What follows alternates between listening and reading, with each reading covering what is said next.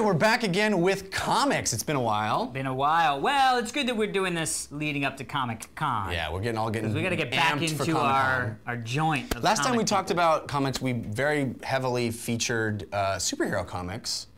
And I think it's interesting, this time we're going to be talking about two very not superhero comics, but I think it's cool that it shows what comics can also do. Right. And the first thing we're going to talk about is a book that a lot of people have recommended to us, even to the point that somebody sent the book we actually read to us, and I thank you for doing that, appreciate it. It's Robert Kirkman's Walking Dead. And we read the first hardcover, which is the first 12 issues. And as a huge comic fan, I'm a little embarrassed to say that I hadn't read it before now. It was one of those books that, for whatever reason, I overlooked. But it's very much a fan favorite. And the reason for that is everybody loves zombies. Who doesn't? This is a book about I mean, who doesn't love to hate zombies?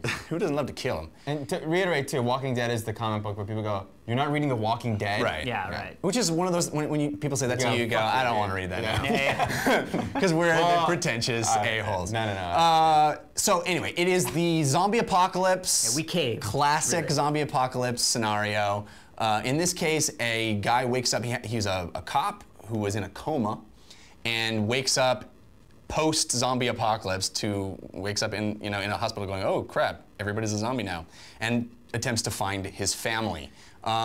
It is Robert Kirkman's idea of a long, ongoing zombie story, and I'm curious, Alex, if you liked it. It's Big fan of zombie movies over there, Big folks. fan of zombie movies. This is a black and white comic. Yeah. So, it's a little bit different look Which is than funny something because it actually feels color. Like, I didn't even remember that it was black and white until you just said that. There's great gray tone coloring in the book, and a few different artists. Do you know when it was published? I think it was like 2004. Yeah. So it was before or after? I mean, it's ongoing now. It was right.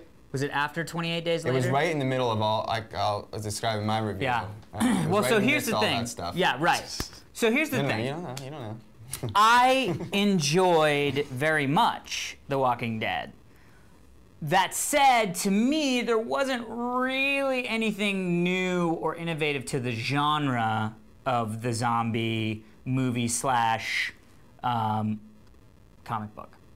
It's not a movie. Slash video. No game. slash. But I mean, the zombie storytelling genre. Which has become very much in vogue lately. It has, yeah. I mean, like, it starts the way that 28 Days Later started. Exactly. A guy wakes up in a hospital and doesn't know what's going on and nobody's around, and then gets attacked by a zombie and goes, what the hell is this? And now it's a zombie movie or a zombie book.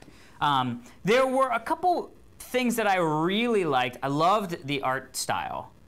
Loved the art style. I thought the storytelling overall, because of different artists throughout even the volume we saw. The Tony Moore it seemed pretty uniform. It may have had a little flavor here and there, but it seemed pretty uniform to me. So, though there were more art people in the book, it didn't really change all that much, in my opinion. Let's call them artists. No, they prefer art word people. to coin. They prefer art people. I had a couple issues with what I felt were emotional changes on a dime that happened a lot throughout this book, where in one panel guy's smiling and the next panel he's like yelling at something, and you don't get to see that nice transition that you usually get to see.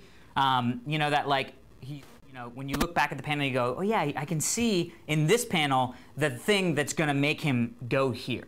So there were a little bit of those like quick snaps that kind of pulled me out, and I was like, oh, that just seemed so sudden. But there were some really fun moments. There were some truly genuine, like, oh crap, zombie moments that I thought were really good. Real page turning. Yeah. Oh, and it's I mean, you fly through it, and where it lands at the end of it is something that's like, oh, interesting. Right. Ready to read more. So I think overall, I really liked it. Dan, did you trill your R's over it or no? Really, Dad? If I could, I would. So yeah, I read these trades when they were out in trades when they came out. And I read it at the time when everyone was raving about it, and I read at the time where we were right in the midst of all the zombie movies. And my takeaway from it was, so what? There's nothing in this comic that I haven't already seen many times before. Now, upon rereading and given some distance from the zombie movie. Well, I thought you were doing a Heisman Trophy Award. That's cool. Going the distance. No. It was much better. I think, given perspective, I can see it for what it is rather than what it's related to, and I found it to be a much better comic than when I read it the first time. I think what it does offer is even hard to get, even in reading it like this, because what we don't get out of those movies is spending a year with these people, and then shifts happen. Which is exactly what he went for, right. you know? And I think even moving on from this comic to invest 5 years over time, and I'm sure that the group that we're with, there may be some people are exactly the same and some completely new different people, and to have like the people that you've been bonding with forever and the people you just meet, you're put more as a experiencer in the shoes of the characters, which is pretty awesome that a medium can do that. Yeah. That being said, the same problem I had with Invincible that we reviewed, Kirkman also wrote, with this, in that none of his characters have distinct voices.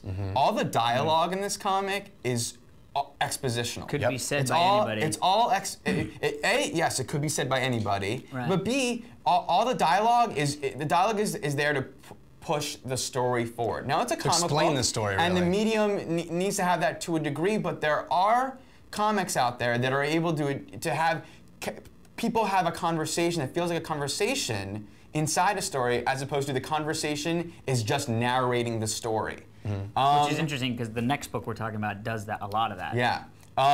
So I found that a little perturbing, and the pacing was, there's a few moments that did not earn their moments because the pacing was so abrupt that I almost wish those moments didn't exist, because some other things were really, the plot is so tasty that I didn't mind that the way it's being told is a little bit Tasty like human unsophisticated. brains. Human brains tasty.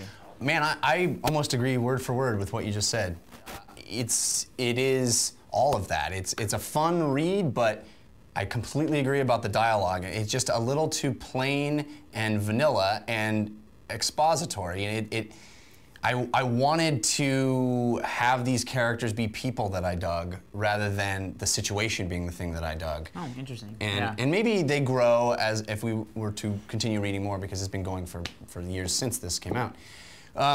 But yeah, man, I completely agree. Anyway, I think it's a comic that's very easy to enjoy, though. Oh, I don't mean If you to come like off zombie negative. movies and you don't read comics, this is for you. And you're Run right. to the store. Even Heather started the art reading is it great. and was like, wow, it's fun. It's The fun art's to great. let loose an artist with drawing gore, and it's Yeah, always yeah. fun to see, you know, A lot of good faces hatchets. and stuff. A lot of good hatchets. It is gorgeous to us.